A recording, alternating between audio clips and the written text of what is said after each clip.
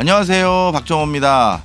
자, 오늘은요, 우리나라 경제를 이해하는데 꼭 필수적인 개념 하나 확실히 잡고 가려고 합니다. 바로 오늘의 주제는 환율입니다.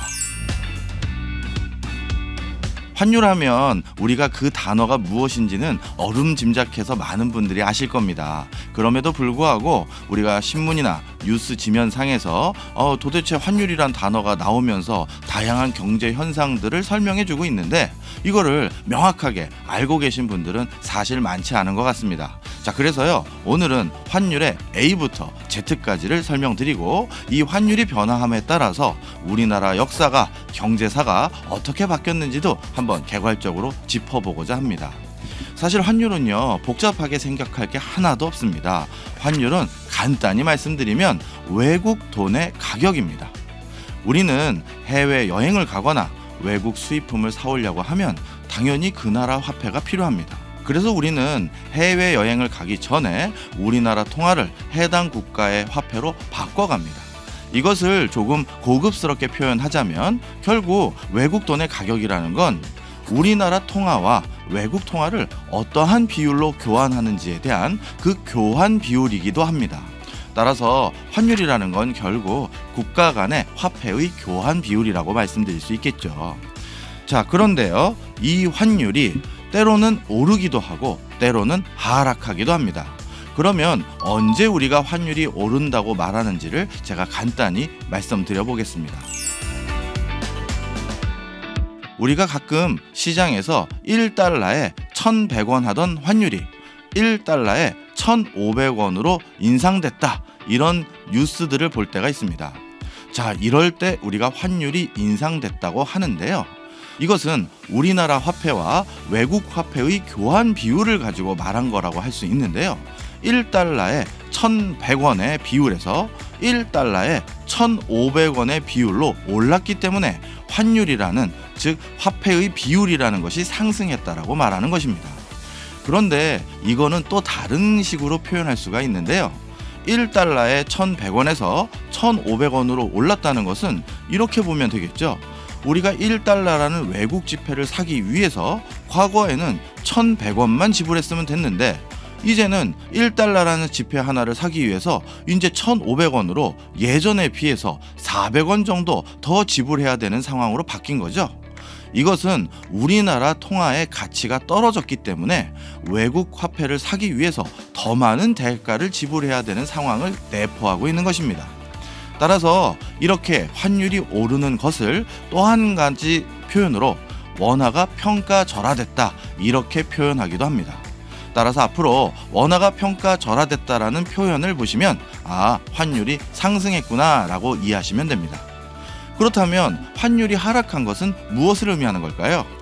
1달러에 1,500원에서 1,100원처럼, 즉 외국 화폐를 하나 사오는데 우리가 지불해야 되는 원화가 적어지는 상황을 의미합니다. 이 때문에 환율 하락이라는 건 원화가 평가절상됐다, 우리나라 원화의 가치가 높아졌기 때문에 1달러 하나 사오는데 내가 지불해야 될 돈의 금액이 줄어들었구나, 이렇게 생각하시면 되겠습니다. 이처럼 환율이 상승하거나 하락하는 것은 우리나라 돈의 가치의 변화를 의미하고 있습니다. 이 때문에 환율 하락과 상승은 우리 기업들의 수출 실적이나 또는 우리가 무슨 물건을 외국으로부터 수입해 왔을 때 그 단가에 영향을 미치게 되는데요, 예를 들어서 환율이 하락했었을 때를 한번 떠올려 보겠습니다. 앞서서 예시드린 것처럼 1달러에 1,500원 하던 시절에서 1달러에 1,100원 하는 상황으로 바뀌었다고 가정해 보겠습니다. 자, 그러면 외국인 입장에서는요, 1달러를 들고 우리나라에 놀러 왔었을 때는 1,500원짜리 물건을 살 수 있었던 게 옛날인데 지금 모처럼 한국에 관광을 왔더니 1달러를 지불했더니 그걸 바탕으로 살 수 있는 물건은 이제 1,500원짜리 과자는 살 수가 없고 1,100원짜리만 살 수 있게 되는 상황으로 바뀌어버리게 됩니다. 따라서 외국인 관광객들이 잘 밀려 들어오지 않거나 우리 물건이 비싸졌다는 인식 때문에 수출이 약화되게 됩니다. 자, 그런데 환율 하락은 그럼 항상 나쁜 거네요, 교수님, 이렇게 말씀하시는 분들이 있는데요, 그렇지 않습니다. 대표적으로 외국에서 석유를 하나 사오려고 했었을 때요.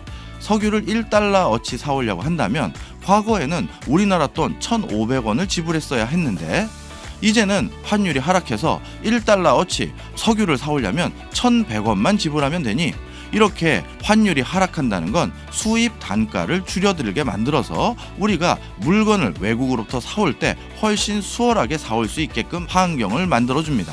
그렇다면 환율 상승은 방금 제가 말씀드렸던 게 정반대 방향으로 전개되겠죠. 환율 상승 같은 경우 1달러에 1,100원에서 1,500원으로 바뀌면 외국인 입장에서는 이제 1달러만 내면 예전에는 1,100원어치만 물건을 줬는데 이젠 1,500원어치나 살 수 있으니 훨씬 한국 물건에 대한 매력도가 높아졌다라고 할 수 있습니다. 이 때문에 환율 상승이라는 건 우리나라 물건의 가격 경쟁력이 높아지게 만들고 이 때문에 우리나라 제품의 수출이 증가하게 만드는 요인으로 작용할 수 있습니다. 하지만 반대로 우리나라에서 외국에서 물건을 수입해 올 때는 그 수입 물품의 단가가 높아지는 단점은 있습니다. 이처럼 환율이라는 것은 우리나라의 수출입에 가장 지대한 영향을 미치는 요인이라고 할 수 있는데요. 이 때문에 우리나라의 역사는, 우리나라의 경제 발전사는 환율만 가지고도 충분히 많은 부분을 설명할 수가 있습니다. 대표적으로 2차 세계대전 이후 우리나라는 가장 비약적으로 경제 발전을 이룬 국가로 손꼽힙니다. 그런데 그 경제 발전의 원동력은 첫째도 둘째도 셋째도 수출에 있었습니다. 6.25 전쟁 이후 지금까지 1인당 실질 GDP가 30배 가까이 증가했는데요. 이것은 신흥 개도국 중에서는 보기 드문 경제 성적표라고 할 수 있습니다. 그렇다면 우리는 어떻게 이렇게 높은 실질 경제 성장률을 달성할 수 있었을까요? 그것은 바로 수출액을 보면 쉽게 답을 찾을 수가 있는데요. 같은 기간 1인당 수출액은 무려 2,000배 넘게 증가한 것을 확인할 수 있습니다. 따라서 우리나라가 경제적으로 이렇게 비약적으로 발전할 수 있었던 가장 큰 원동력은 바로 수출이 향상되면서 그것으로 인해서 경제 발전을 달성했다라고 생각하시면 되겠습니다. 자, 그렇다면 이 수출 실적 그리고 수입 금액, 이것은 앞서서 환율에 지대한 영향을 받는다고 제가 말씀드렸죠. 자, 그렇다면 우리나라 이전의 역사에서 환율은 도대체 어떻게 됐길래 이렇게 어마어마한 수출 실적을 달성할 수 있었는지 한번 살펴보도록 하겠습니다. 먼저 해방 이후의 상황부터 살펴볼까요? 일본인들이 패망하고 나서 바로 다 떠나가고 난 뒤에 공장을 가동할 수 있는 사람이 많이 부족해진 상황에서 우리나라 같은 경우 해방 이후에는 기초적인 공산품을 거의 대부분 수입에 의존할 수밖에 없는 상황이었습니다. 이 때문에 당연히 달러가 절실히 필요한 상황이었죠. 당시 우리나라 정부는 이러한 상황을 고려해서 인위적으로 저환율 정책을 선택했는데요. 앞서 말씀드린 것처럼 수입 물건을 싸게 조달하는 데 있어서는 환율이 낮은 것이 훨씬 유리합니다. 바로 이 때문에 저환율 정책을 선택하고 더 많은 달러를 확보해서 생필품을 조달하기 위한 노력들을 환율을 통해서 시행하고 있었습니다. 그러다 1960년대가 들어서서 상황이 완전히 바뀌어버렸는데요. 1960년대에 들었으니 이제 해외 선진국들이 후진국 또는 개도국에게 제공했던 다양한 원조 자금들을 급격히 줄여가기 시작했었습니다.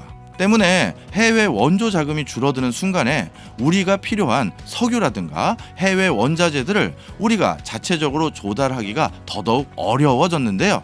이 때문에 우리 경제는 이러한 우리 경제를 유지하고 우리가 생활에 필요한 여러 필수 원자재들을 해외에서 사오기 위해서 수출을 통해서 달러를 벌어야 될 상황에 놓여지게 됩니다. 당시 정부는 우리 경제가 살 길은 수출만에 있구나 라고 생각했고요. 이 때문에 수출의 원활함을 도모하기 위해서 이때부터는 고환율 정책을 인위적으로 수행하게 됩니다. 대표적인 일례가 1964년도를 들 수 있는데요. 1964년 5월 달러당 130원 하던 환율을 일순간에 255원까지 단기간에 올리는 환율 인상을 단행합니다.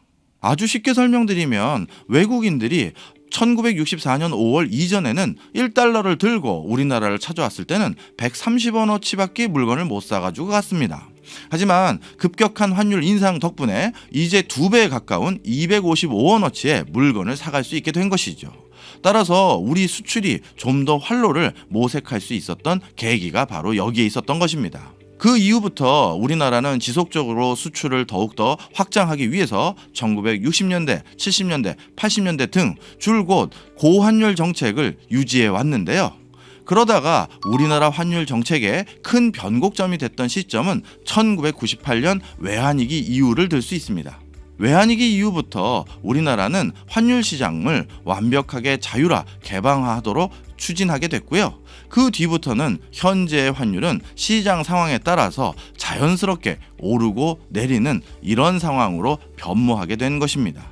이처럼 환율 하나만 보더라도요, 우리나라가 그동안 어떠한 경제적인 횡보를 걸어왔는지를 아주 손쉽게 알 수가 있고요. 이것은 달리 말하면 앞으로 우리나라 환율이 어떻게 바뀌는지에 따라서 그렇다면 이제 경제는 어떻게 변화할 수밖에 없겠구나, 이런 미래를 진단하는 데 있어서도 환율만큼 유용한 것이 또 있을까, 저는 그런 생각을 가져보네요.